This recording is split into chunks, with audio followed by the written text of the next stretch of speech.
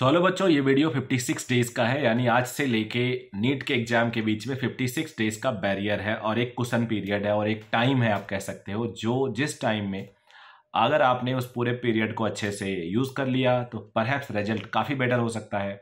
अगर उस टाइम में आप थोड़े ढीले हो गए तो रिजल्ट शायद नीचे भी आ सकता है। यानी इस 56 डेज का काफ़ी रोल है, even if you are prepared well या आपकी प्रिपरेशन खराब है तब भी। तो क्यों ना इस 56 डेज को कुछ और बेटर करने के लिए हम लोग आज डिस्कशन करें।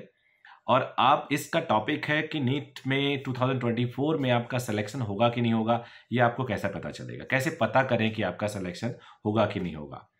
देखो यार, पता करने के दो तरीके हो सकते हैं। या तो आप एक ज्योतिषी हो जाओ, या आपको कुछ पता हो कुंडली उंडली देख के कि डॉक्टर बनने का योग है कि नहीं इस साल, या फिर आप अपनी रूटीन से या हम लोगों से पूछो या पुराने स्टूडेंट से पूछो जो ये चीज़ कर चुके हैं, या टीचर से बात करो जो ये चीज़ अपनी डेली लाइफ में देखते हैं। अब हम लोग 20-22 सालों से यही काम कर रहे हैं, तो काफ़ी हद तक, एकदम परफेक्ट तो नहीं लेकिन काफ़ी हद तक देख के बता सकते हैं कि इस बच्चे का सिलेक्शन हो सकता है या नहीं हो सकता। 100% बोलना तो बहुत मुश्किल है किसी के बारे में।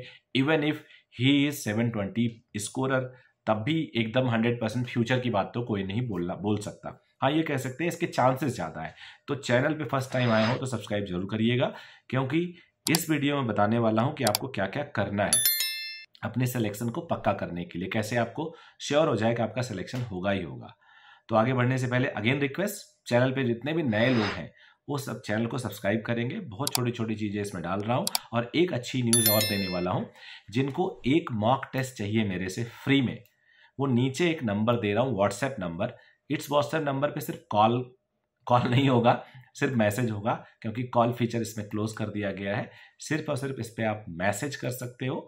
इस पर अगर आप अपना नाम पता भेजते हो, व्हाट्सएप नंबर भेजते हो, किस शहर से हो, तो मैं आपको, मतलब नेम भेजना है, अच्छे से लिख लो, नेम भेजना है आपको, आप किस शहर से हो और आपका ये कौन सा ड्रॉप है। बस कोचिंग वोचिंग से मुझे कोई मतलब नहीं है, आप कहाँ पढ़ रहे हो कहाँ नहीं पढ़ रहे हो, और आपको ये टेस्ट चाहिए कि नहीं चाहिए। ये टेस्ट फ्री में है, सबके लिए है। तो मैं इस टेस्ट को भेज दूंगा और इसके 1-2 दिन बाद इसका आंसर सोल्यूशन भेज दूंगा। ये सैम्पल टेस्ट होगा सबके लिए। क्लास 11 का फुल लेंथ टेस्ट है ये। तो मुझे लगता है कि ज़रूर इसको अवेल करो अगर आप तैयारी कर रहे हो मेरे से। PDF भेज दूंगा, आप इसको देख के इसके पेपर को सॉल्व करके आप इसका आंसर निकालिएगा, फ़ायदा उठाइएगा।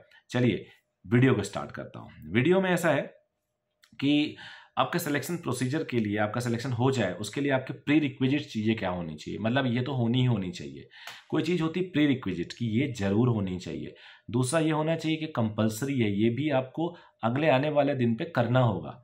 यानी कुछ चीज़ें पहले से होनी चाहिए, कुछ चीज़ें आपको करना है पहले से। अगर आपका कंसेप्चुअल क्लैरिटी है, जितनी ज़्यादा क्लैरिटी उतनी अच्छी बात है, लेकिन बेसिक एक बार सिलेबस तो पढ़ा होना चाहिए ही चाहिए। इवन स्कूल में ही सही, लेकिन एक बार का पढ़ा हुआ सिलेबस होना ही चाहिए।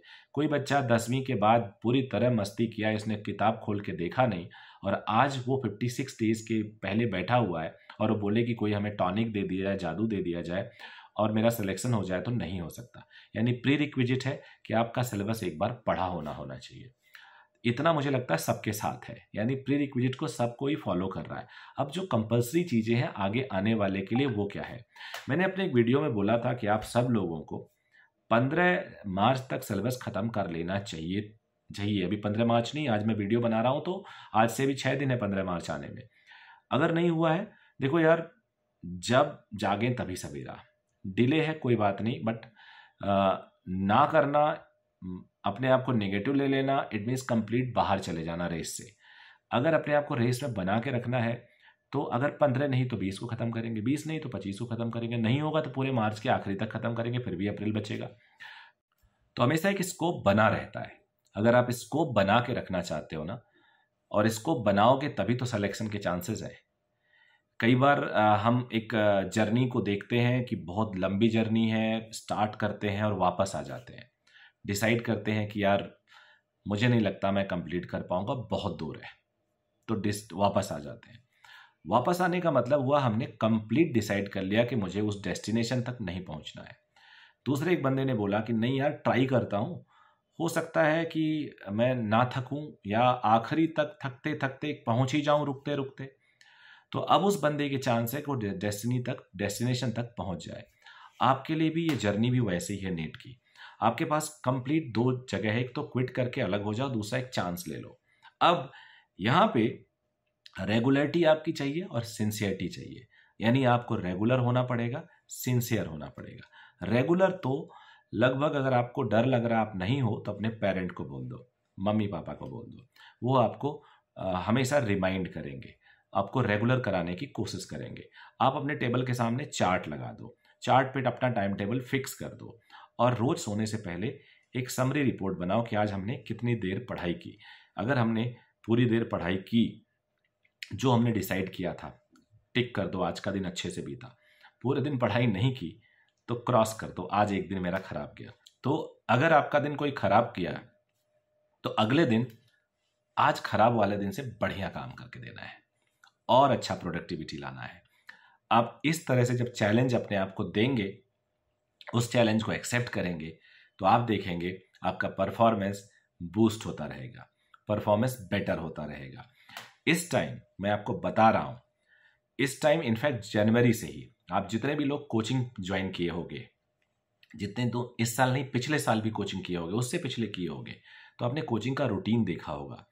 जनवरी आते आते 70 to 80% बच्चा खुद से रेस में पीछे हो जाता है या हार मान लेता है। 70 to 80% बच्चा खुद से रेस में पीछे हो जाता है या हार मान लेता है। समझ गए? खुद से रेस में पीछे हो जाता है या हार मान लेता है। ये मैं बहुत क्लियर बोल रहा हूं आपको। 70 to 80% बच्चा। अब 70 to 80% बच्चा हार मान लिया, तो बचा कितना? 20-30% बच्चा। अब इस 20-30% बच्चा जनवरी के बाद जो कैरी फॉरवर्ड होता है, उसमें भी वो मार्च तक आते आते, यानी आज की डेट तक आते आते 10% बच्चा उसमें भी चला जाता है। रिमेनिंग 10% बच्चा बचता है जो आखिरी तक फाइट करता रहता है। और उन्हीं में कुछ बच्चे, अगर 20 लाख बच्चे हैं और उसमें से अगर 50,000 सीटें हैं तो 2.5% हो गया, तो 10 में से 2.5% को सीट मिल जाती है। सो इट्स वेरी सिंपल, ये कोई टफ बड़ी बात नहीं है। तो मुझे लगता है कि आप सब लोगों को इन छोटी छोटी बातों को ध्यान में देना होगा, इन छोटे छोटे पॉइंट्स को ध्यान देना होगा। टेस्ट सीरीज मैंने बोला है वो ले लो, और एक और टेस्ट सीरीज में लेके आने वाला हूँ। 480 पेज का टेस्ट सीरीज है और वो मैं सभी बच्चों को 10 टेस्ट सीरीज है, बहुत ही नॉमिनल पैसे में आप लोग को ऑफर करूँगा, आपके घर पे कुरियर भेज दूंगा। वो मैं मंडे को प्रॉबेबली अनाउंस कर दूंगा, मंडे या ट्यूसडे तक अनाउंस कर दूंगा। 15 तारीख से भेजना स्टार्ट करूंगा। It was all. सो बहुत छोटा सा वीडियो था, और भी अपने चैनल से वीडियोस दे के मैं आप लोग को मोटिवेट करने की कोशिश करता रहता हूँ।